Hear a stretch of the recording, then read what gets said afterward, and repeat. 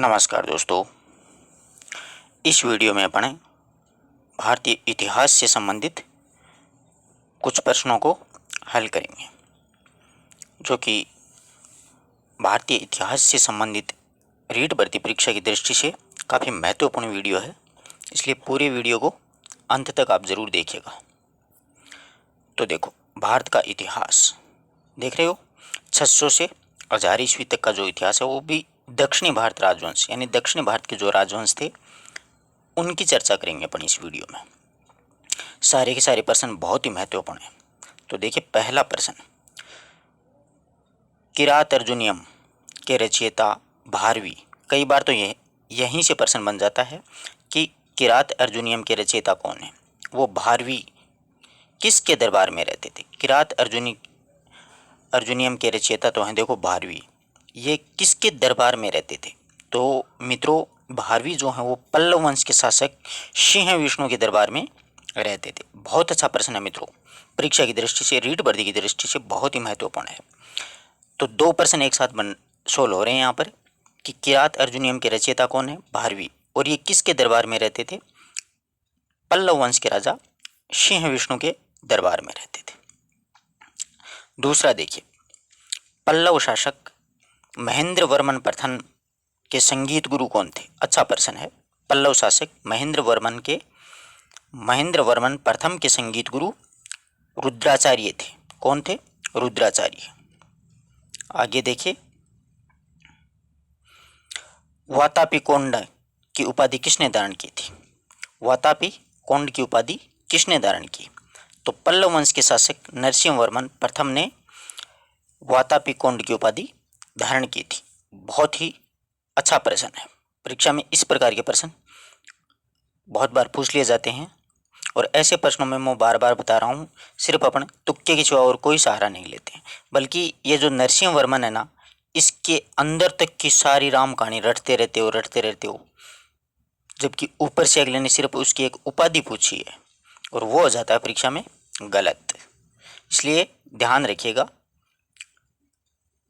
वातापी कोंड की उपाधि नरसिंह वर्मन प्रथम के द्वारा धारण की गई थी। कांची का प्रसिद्ध कैलाशनाथ मंदिर का निर्माण किसने करवाया? कांची का प्रसिद्ध कैलाशनाथ मंदिर का निर्माण किसने करवाया? तो पल्लव वंश के शासक नरसिंह वर्मन द्वितीय यानी राज सिंह के द्वारा करवाया गया था। ध्यान रखिएगा, बहुत ही अच्छा प्रश्न है।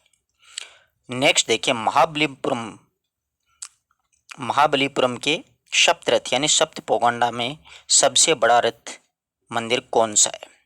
अच्छा प्रश्न है मित्रों। धर्मराज रथ मंदिर सबसे बड़ा मंदिर है। महाबलीपुरम के सप्त रथ यानी सप्त पोगंडा में सबसे बड़ा रथ मंदिर है वो धर्मराज रथ है। नेक्स्ट देखिएगा, प्रसिद्ध चीनी यात्री हेनसांग की किस चालुक्य वंश के शासन के समय आया था? यानी भारत में चीनी यात्री हेनसांग था, वो किस चालुक्य वंश के शासक के समय भारत में आया था? तो पुलकेशन द्वितीय के समय में आया था। कई बार पूछा गया प्रश्न है, किसके समय आया था हेनसांग? पुलकेशन द्वितीय के समय आया था। एल्लो अभिलेख के रचयिता कौन है? रवि कीर्ति। एल्लो अभिलेख के रचयिता रवि कीर्ति है।